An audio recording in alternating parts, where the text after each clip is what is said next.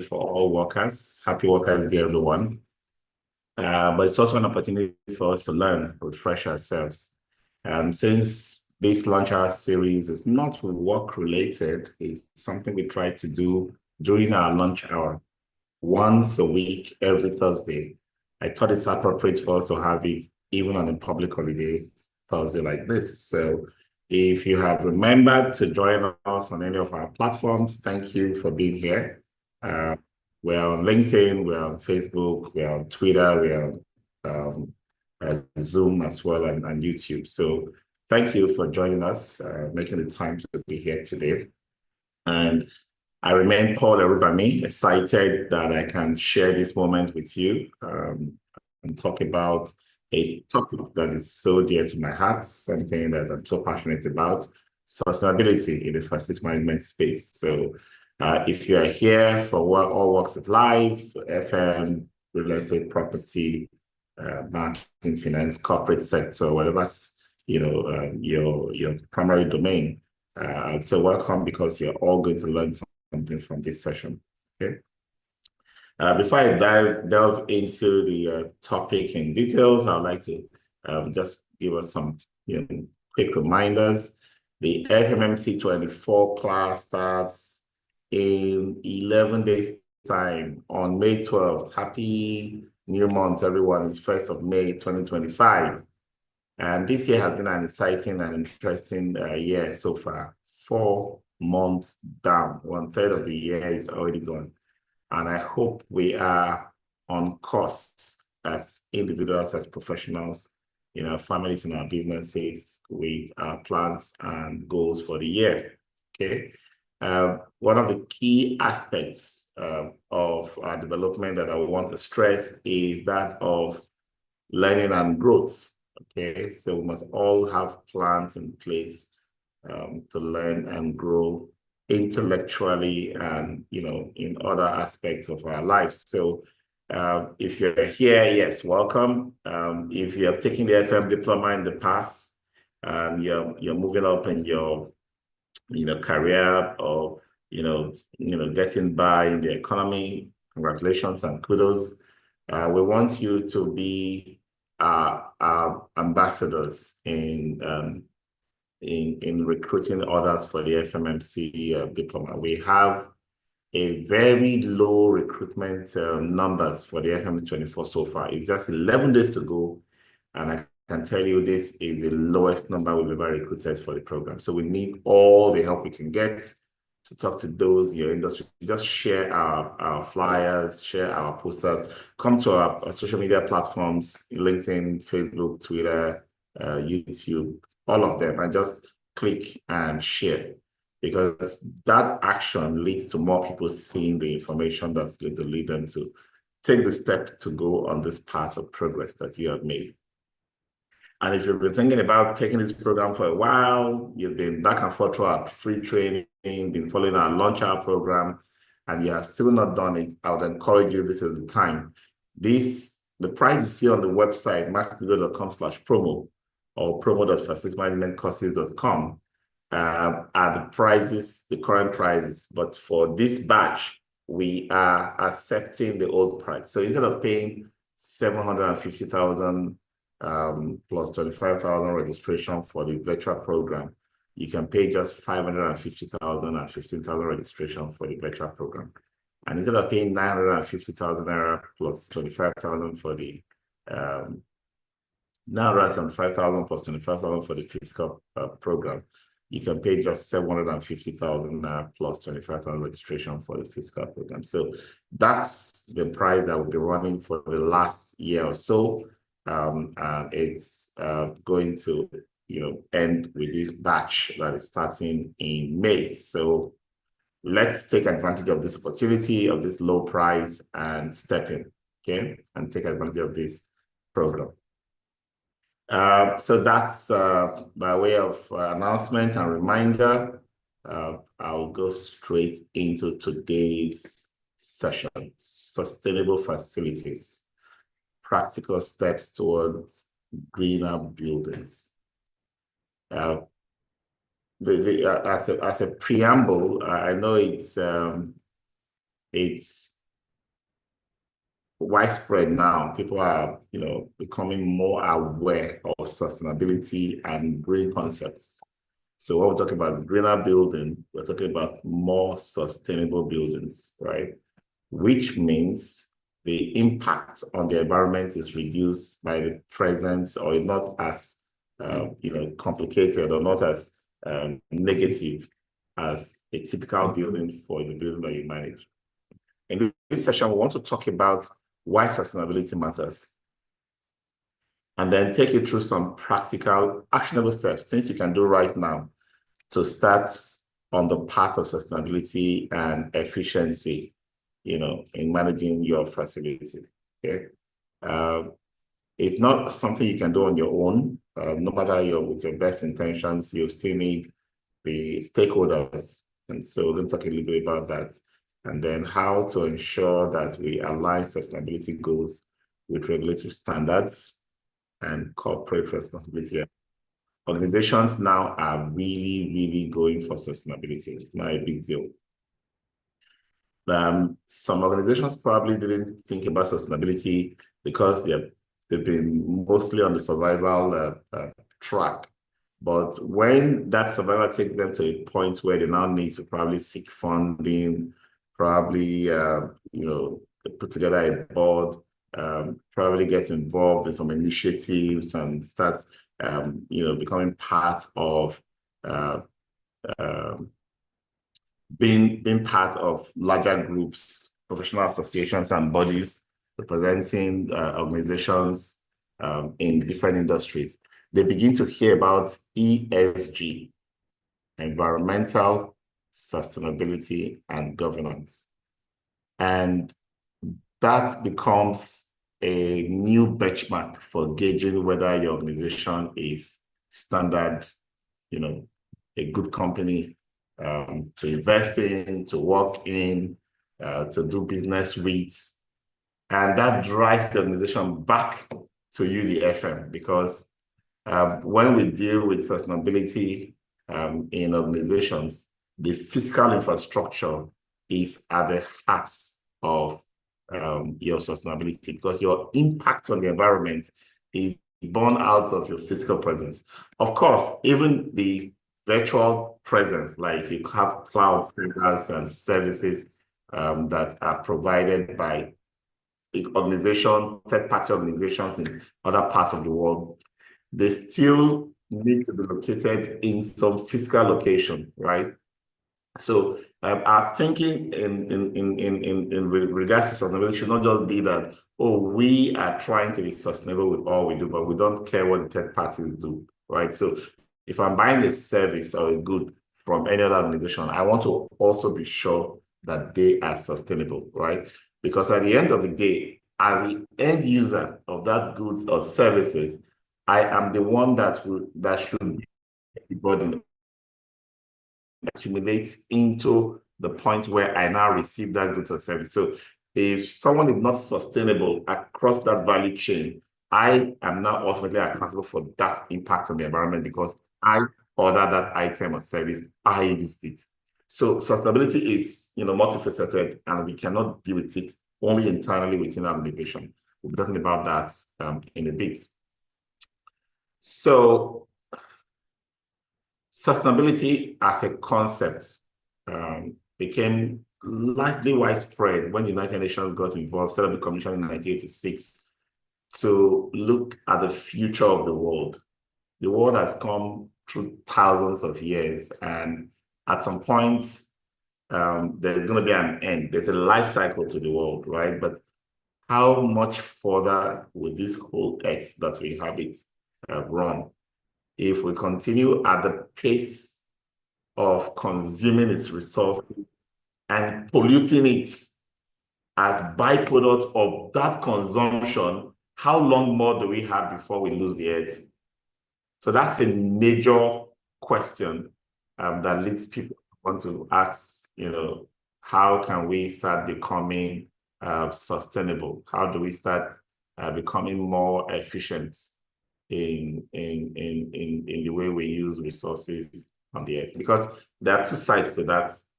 So take the world.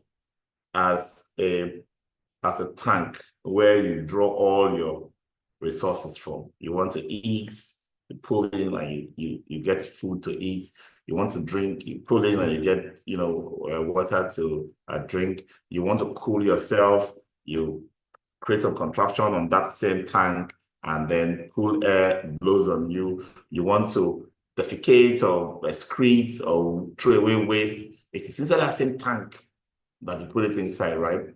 So now that tank has been designed such that it has natural processes. All the things you are taking out of that tank, it has a way of reproducing itself. Like if you take something out of it to eat, it shakes and then it resets, so it refreshes itself. So by the time you come in again the next time, you can still get again, it has reproduced. Wow, that's amazing, isn't it? And when you put in your waste into that same tank, it does the same shake, and then you're able to come back there and see the place is clean again, and you can put in another waste. That's exactly the mindset of what the earth is. It's a finite resource bucket or drum or tank that has a way of working to refresh itself so it can keep giving us what we need. But now what's going on is we have now ramped up the level at which we extract. That it is now faster than how quickly the earth can work to replenish. So if you see us drawing crude oil today from the earth to turn it into petrol or diesel to electrify our buildings, that crude that was taken from the earth took 10,000 years to turn a dead body or dead plant or dead tree into that crude oil, right? Now, after thousands of years of accumulation, and we're now tapping slowly so that the earth can keep, replenishing. We're now tapping so fast. We put in big time industrial engines to pump it out so quickly that the earth is now ending up with hollow spaces, causing earthquakes, causing tornadoes, and all kinds of things. Just one example of how we're tapping resources faster than the earth can replenish. Okay, so that's just one example. And then at the same time, we have created artificial nuisance and pollutions, noise, smoke, and that's all being produced at the speed of our consumption, right? So we are consuming so quickly, the earth cannot replenish. We are creating waste or byproducts at a pace the earth cannot refresh itself with. So we are taking and we are putting toxic back in. So we are killing the earth on two sides. So in 1986, the United Nations came together and said, look, let's set up a commission called the Brundtland Commission. Let's let's define sustainability. Let's make sustainability the core of our development going forward. Because if we just allow this free-for-all continuous attack on the earth from both ends, from where we draw resources, from where we get waste into the earth, then the time will come that we will not have the resources of the world to live on. Which means the people who were careful to have lived a very, calm life, use the earth resources responsibly in the past, up to the point where they controlled the size of fishing nets, right? The size of fishing nets you can use to fish in the water so that smaller fishes can be allowed to grow for future generations to come and harvest, right? They control virtually everything, and then they left things for us to draw, and now we are basically filtering using machines to sieve the ocean of even the eggs of fishes so that there'll be nothing for the future. So it is those people who are now on the earth today that are tapping and consuming and pumping toxic waste back into the earth that now needs to be cautioned, right? So we need to caution ourselves. And that's why sustainability was defined as development that leaves rooms and resources for future generations to also experience those developments. In essence, we want to live in comfortable houses, we want to drive good cars, we want to fly airplanes, we want to have good materials, furniture, and all those things. while we are doing it, we want to ensure that future generations can also have access to the same thing. If we continue the way we are going, people may come in some hundreds of years' time and not even know what a wood looks like, because we would have killed all the trees, right? And not much would have been planted in their place. So how do we ensure that they can have the same resources in their own generation? And that's why one of the proponents basically said, let's think of the world and its resources as not something we inherited from our ancestors, but something that we hold in trust, that we owe to the future generations. So we need to focus on minimizing environmental impacts while maintaining the performance of our facilities. We're not saying don't enjoy good facilities, don't enjoy good ambience, good water flow, energy in your building, but ensure that you minimize the impact on the environment. And this impact I've described as two: how you draw things in terms of resources, energy, and how you waste back into the earth, emissions, effluents, refuse. Okay. Energy efficiency, water conservation, and waste reduction are the three key aspects where, as facility managers, we can make immediate, lasting impacts just by adjusting our energy consumption, water conservation, and waste reduction. I'm going to talk about how we can, just do some things immediately now, starting now, to reduce impact on the environment by having energy efficiency considerations, water conservation, and waste reduction. So if you take the three key aspects I've just hit on now, water and energy come from the earth. Take them with discretion, use them wisely and responsibly. And then when we finish using those resources, we generate waste, whether it's sewage, whether it's refuse, whether it's whatever it is, and we pump them back into the earth. Being responsible with regards to sustainability means that I want to not just dump things that are going to harm the earth. I want to find a way to process them to make them acceptable and help to regenerate the earth instead of destroy the earth.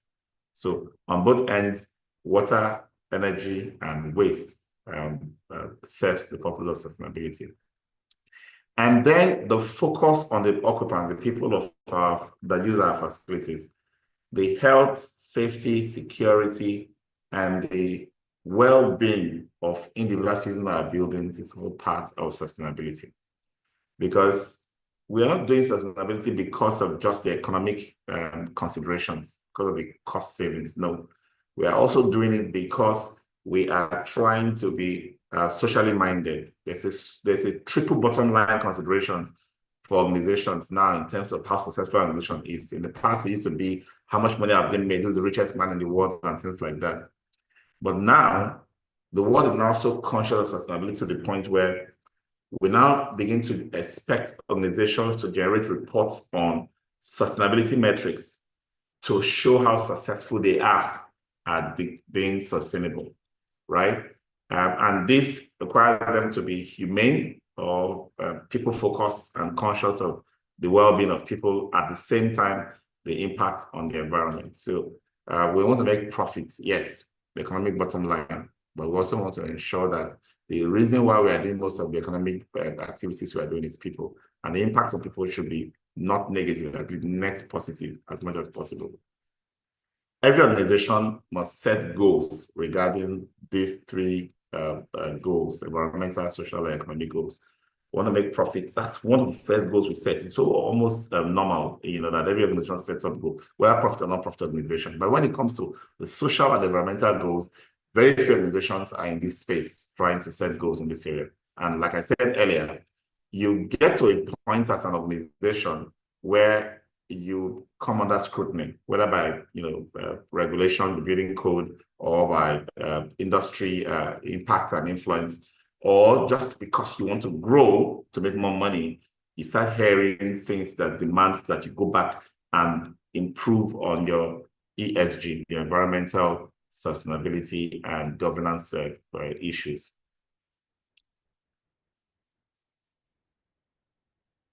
So buildings that we manage, how significant is the impact of buildings on the environment? Let's just visualize a forest. The forest naturally will have trees and shrubs and plants, animals will have water, some dry, all kinds of habitats. Animals living at different levels in the skies, in the trees, in the bushes, on the ground, burrowed under the earth. That's how they live. They live in an ecosystem. We want to live better. We want to build nice houses. So what do? We come into that balanced ecosystem. Monkeys run away, birds and bugs run away.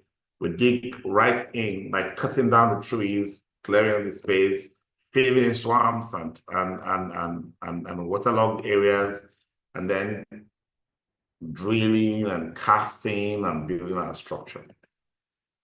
We have displaced, in some cases, fires even set on the land and animals and plants are burnt.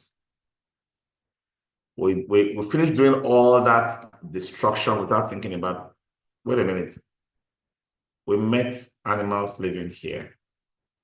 How can we manage our sites so that some of them can still hang around?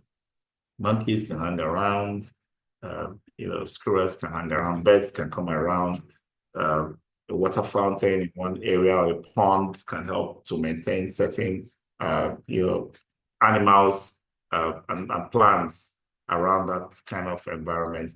And we will continue to enjoy coexistence, which is fresh air, clean water, and helping us to do our recycling of our effluents and so on and so forth, because we can live together with the natural environment.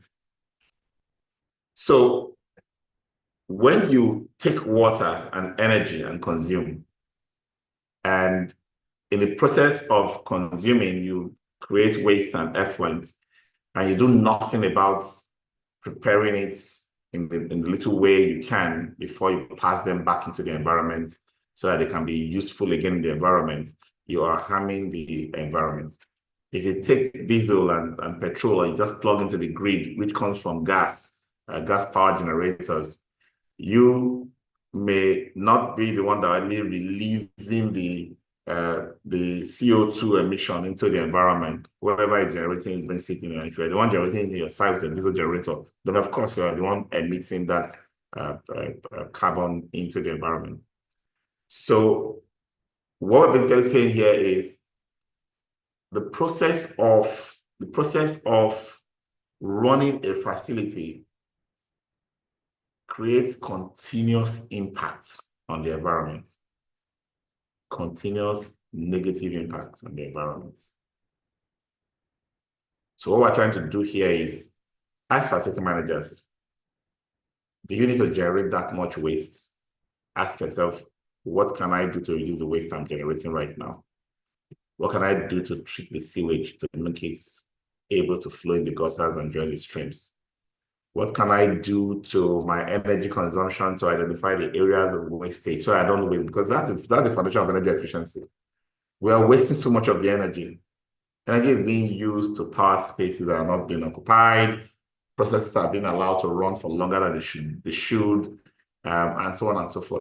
So leakage is happening in some facilities, and it's just wasting the water that energy was used to produce, and that same water has been treated sometime with some chemicals and so on and so forth. So think about what practices you can improve or change to reduce the negative impact of your facilities on the environment. And that thought is what we start saying, oh, you're improving or working towards having a green building. It doesn't mean that you painted your building green. It simply means that you have started thinking and enacting or practicing sustainability in your facility. And that is leading to reduce emissions, reduce waste, and especially toxic waste in the environment, reduce rate of consumption of resources, which of course leads to cost savings for your operations and maintenance, leads to a higher appreciation of your facility because investors perceive a sustainable building as valuable. And also because when they come in to use your facilities as tenants or buyers, they know they're going to spend less and less in operations and maintenance costs because of sustainability initiatives you've built into it. But beyond these gains of sustainability, there are certain global trends that are driving green transformation. Energy costs, for one, is not going to ease. Subsidy has made it, kind of must sit for many countries that produce oil, that, they didn't really worry too much about sustainability, not too much about green transformation, because everything was subsidized. Buy petrol very cheap, diesel very cheap, electricity very cheap. But as the subsidies gets removed, the global reality of rising cost of energy begins to hit. Just yesterday, I was talking with some of my colleagues as we were going on a site inspection. I used to fill my car for less than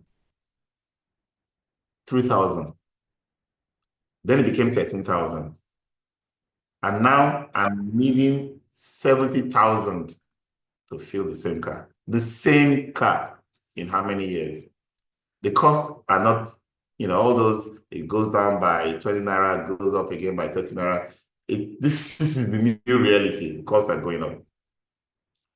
I have, organizations that in the past would not consider energy efficiency. Oh, let's do some audits, let's do some monitoring, let's do some investigation of how energy is being used. It's going to cost you 10 million, 5 million to do all that, setting data loggers and putting meters to monitor consumption. Everybody says, oh, that's a huge cost. No, don't worry. Our energy cost in a month is just 1 million or just 500,000. You keep wasting until you get to the point where you begin to look at your bottom line, your profitability, and you see how that energy cost is beginning to affect profitability. Some of our residential estates where we manage, residents are beginning to look back at their costs. Oh, you buy energy tokens for 100,000. And before you even blink, in some estates, 3 days, 100K is gone. The FM is not the problem, it's the economy. The costs have gone up.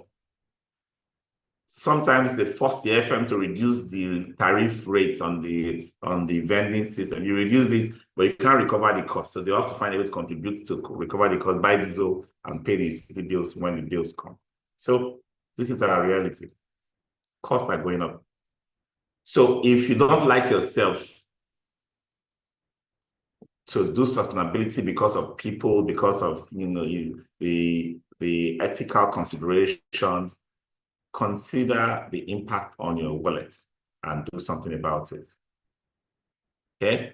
And then, of course, there are standards and regulatory requirements now that are beginning to force, go from voluntary sustainability to compulsory sustainability. And that's why I talk about ESG. And then you have international standards, set up by US, British, Nigerian, the World Bank in Nigeria, through IFC, set up the Green Edge initiative as well, where people can just take your baseline, reduce it by 20%, reduce your water consumption, energy consumption by 20%, and get a certification as a green building. Very simple. I love the edge concept, right? And then reduce it by 40%, you get another level of certification. Reduce it by 6%, get another level of certification. So in essence, you are encouraged through these standards, okay, to become better and better. So you're not only saving money, you're also getting recognition for your organization and for your buildings.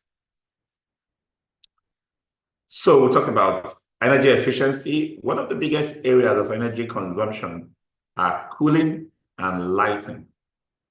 We don't do so much of hot water here. I mean, most people use less than 10 liters of hot water per day to shower in the morning, mostly, right? So that's not a big aspect, but in terms of cooling, the entire day's activities have to be performed in some environment that is cool. And that's a huge drain on energy resources. And lights mostly have to be kept on for most places because many people have switched to LEDs. Thank God for LEDs. Energy costs for lights have dropped, but the lights still stay on for hours on end because people come through and so on and so forth. There are technologies now for making these things respond to our activities, but at least so far, those are the key areas. Then we'll talk about water. We use water for virtually everything: cleaning, eating, cooking, drinking, preparing ourselves, clothes, basically everything. The building itself was built using a lot of water, right? So we need to think about how to conserve water. Some people just want to wash their hands, and the tap opens up, 1-inch, valve opens and falls straight down. It's so heavy that it's doing, a lot of the water is being wasted.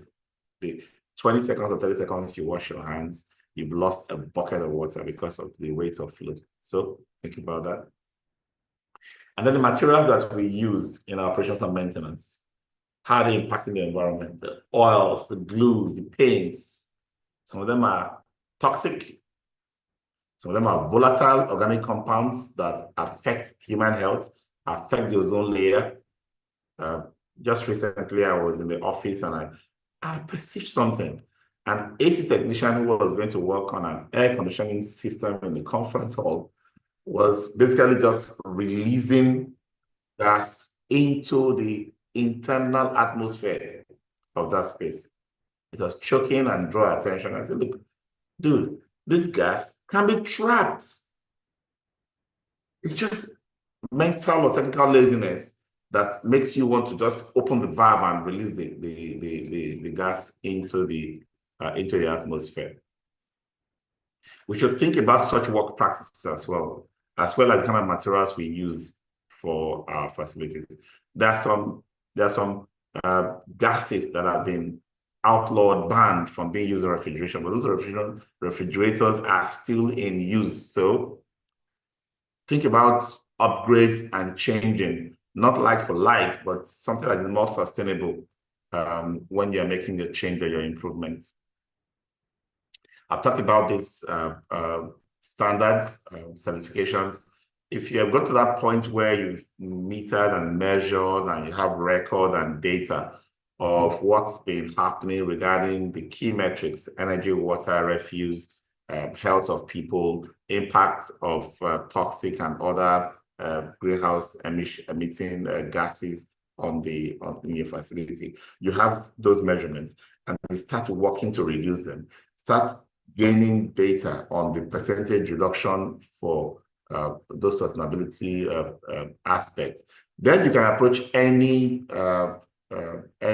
certification institution, whether it's LEED, Green Edge, whatever, and ask them for, to come and do an assessment, because those certifications come from their audits of your facilities, look through your records, sustain your records data for a short period, confirm that you're actually having this practice in place, and you're actually making the savings you claim to be making. They'll give you certification. Straightforward, no big deal. We'll talk about the benefits that comes, cost benefits of energy efficiency, reduce water consumption, reduce energy consumption, improved occupant comfort and health with better air quality and lighting, less emission of dangerous gases, means people will breathe fresher, cleaner air. Enhanced property value, this is very important for developers, property owners. If you imbibe, apply, adopt sustainability, and even get certifications in sustainability, you can demand a premium from rents, from selling your property. Okay, this is very important. And then, of course, when there are things or considerations regarding the sustainability benefits, awards, your organization or your facility can also enjoy from there. Now, there are certain upgrades. There are certain improvements you can do to an already existing facility. If you're designing a new facility and there's consideration of sustainability, then the choice should be easy. Instead of buying the normal everyday devices, think of buying the ones that are smarter and more sustainable. If you already have a facility that you are managing, start thinking about the kind of upgrades. So when it's due for renovation, instead of replacing like for like, start replacing with LEDs, smart lights, which has some chips in them. Start replacing with systems that improve indoor ambient or air quality, systems that improve energy efficiency. There are low energy consuming devices that does the same, provide the same utility as the ones that were heavy on energy use.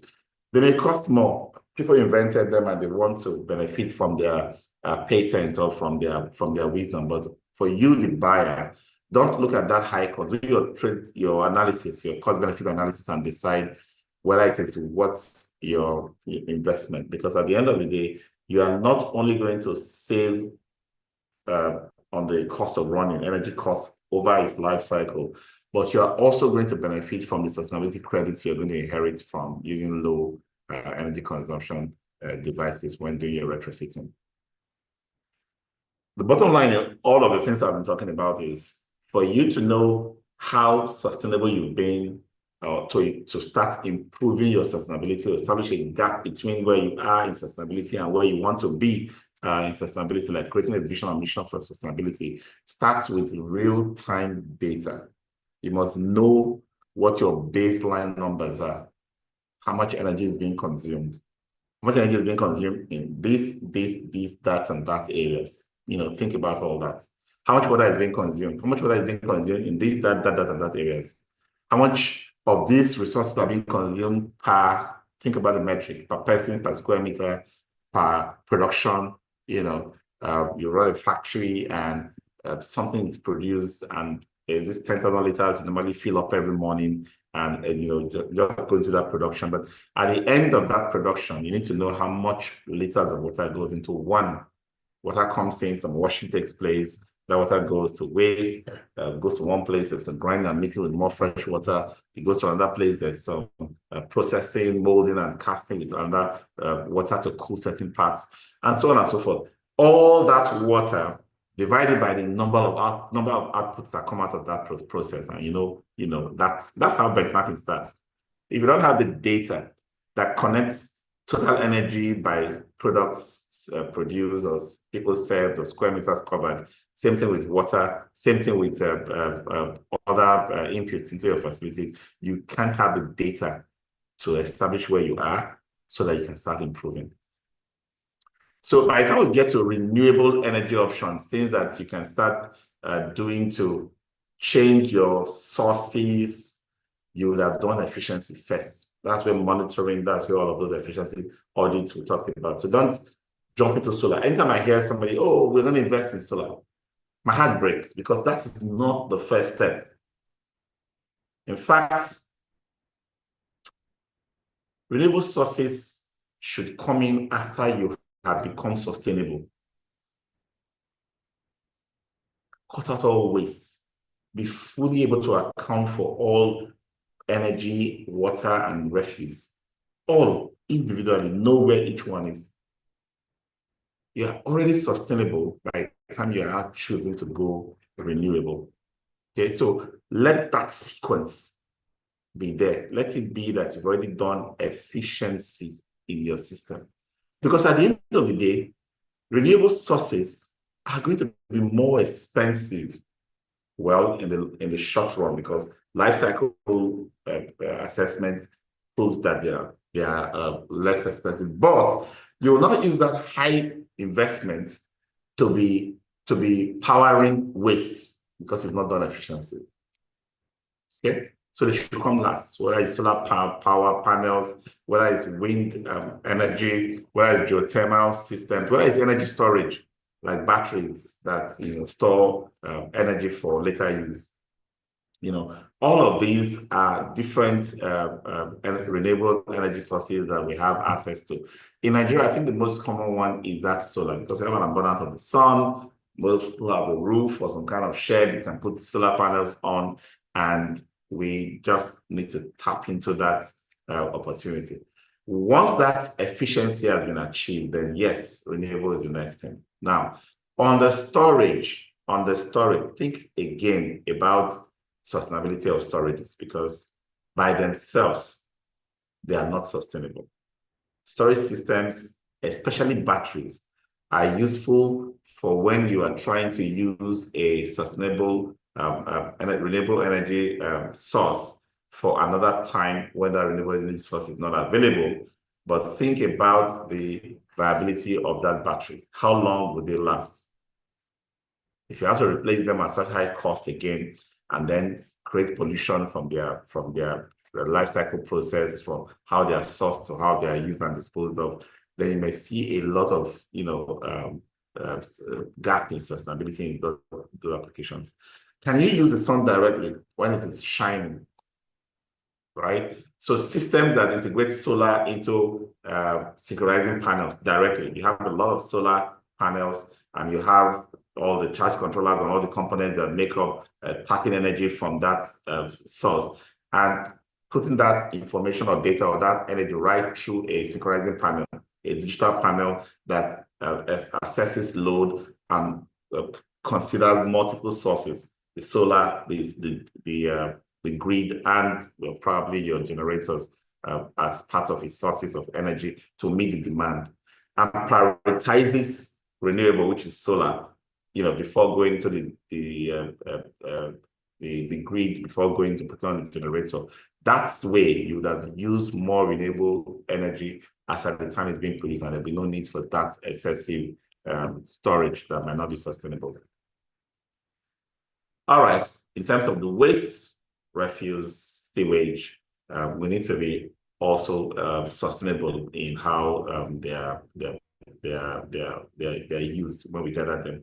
So think about how they can be reused, how they can be recycled. The things you are bringing in, ask yourself at the point of procurement if they are recyclable, if they can be any kind of reuse. Your gray versus brown sewage, think about separating them so that the gray ones, wash hands, showers, and the rest can go into a system that can easily filter them, little treatment, and use them for some purpose, or dispose them in a way that they are more absorbable into the environment. So that's the concept of cyclical economy. You think about whatever you want to do. You say the inputs,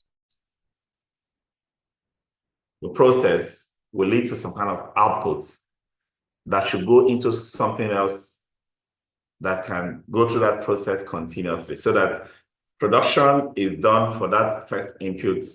It runs through a process where it produces a utility. There's an output of waste, even fecal matter, where you use your toilet and you flush it, can produce energy in terms of biomass, can produce manure for other production of food and so on. Think about that. That corn, that yam, that plant that grows out of that field is taking part of the food that you have digested before, poured out, processed through sewage, and then back into the farm. That's what we call a cyclical economy. So start thinking about how you can begin to make this kind of impact. Think about how you can use paper products that can easily dissolve and can form part of your manure. Think about how to mulch and use grass that you cut from your gardens to fertilize, by putting them around other plants and so on and so forth. That's the whole idea of, eco-friendliness. You want to ensure that you are not destroying the earth with your outputs. It's helping.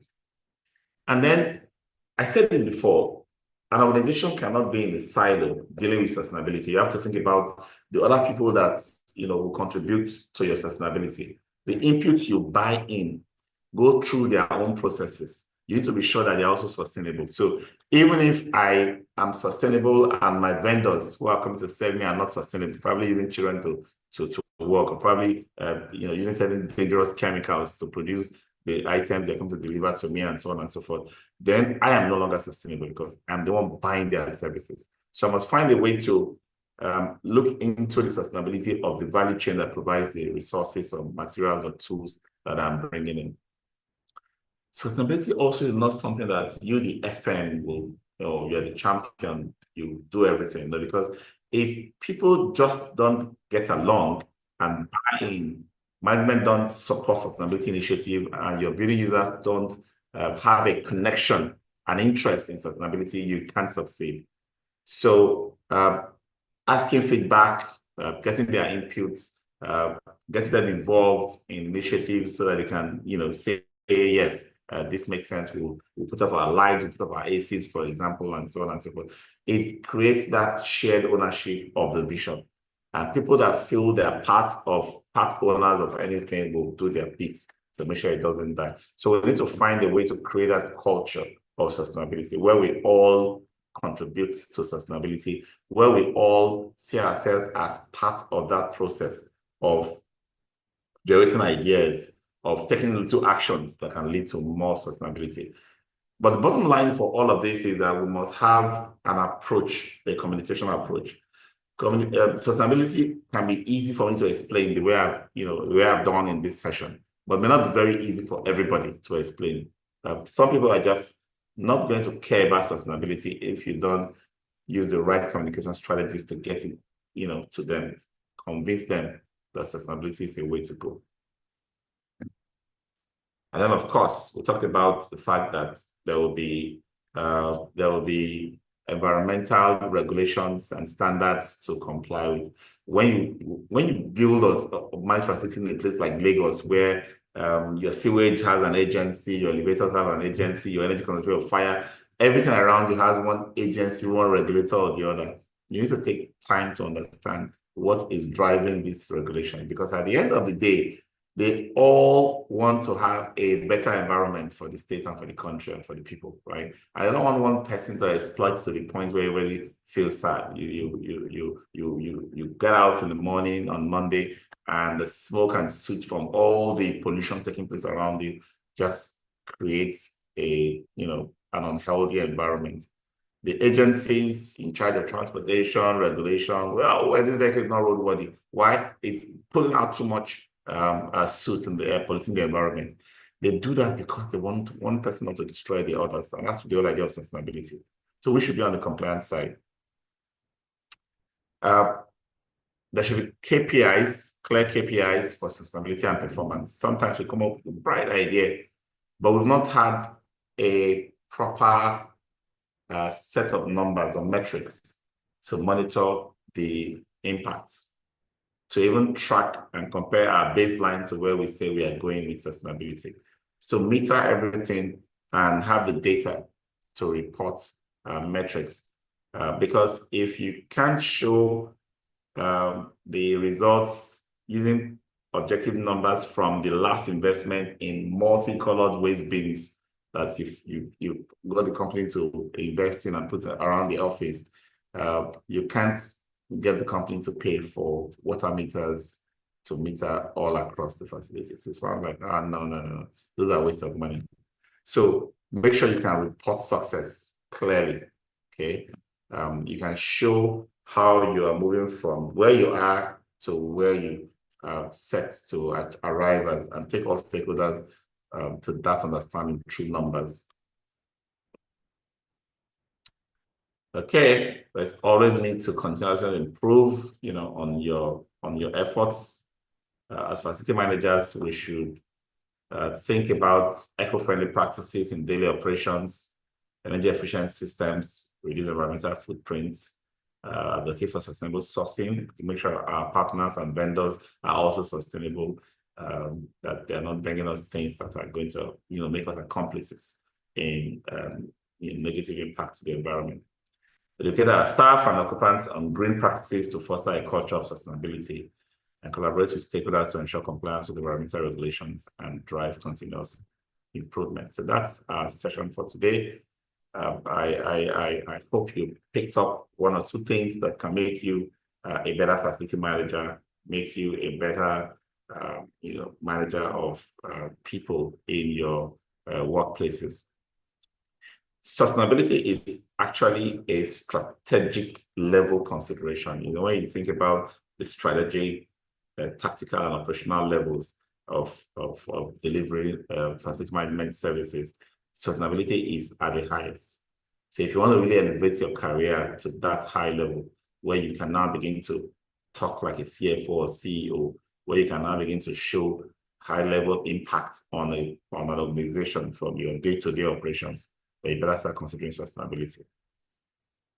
All right, so thank you very much. And that's our session for today. I'd like to know if you have questions, you can drop them in the chat box here. If you are in the facility management training group on WhatsApp, the Max-Migold FM training group on WhatsApp, please drop your chats and questions, engage actively on that group. We also have the group on Telegram. I don't remember the last time our team dropped the links for the Telegram. Can the admin in this session please drop the links for Telegram, Facebook group, WhatsApp group now?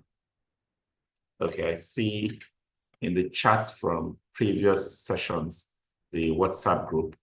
Yeah, it's been dropped again. Please drop the one for the Telegram group and the Facebook group. Many people don't really know that we have these platforms where conversations and discussions can lead to growth. Don't forget the FM Mastercraft Diploma 24 starts on the 12th. There's still a lot of spaces to cover for that class to run. So please sign up, maxmigold.com/promo. Is that on the chat on this as well? Yes. And then facilitymanagementcourses.com/promo. If you are not yet following us on LinkedIn, Twitter, Instagram, just search Max-Migold on any platform where you are most prominent or play most of your activities during the day, and follow, like, and share our posts so that your network can see them, and create posts of what we do here in Max-Migold as an ambassador, and put them out online so that others can see them and also become aware. Okay, so that's how you can help. So thank you very much for taking time off your resting midweek holiday to join this session. I hope you've learned something. Have a good rest of the week, and bye-bye.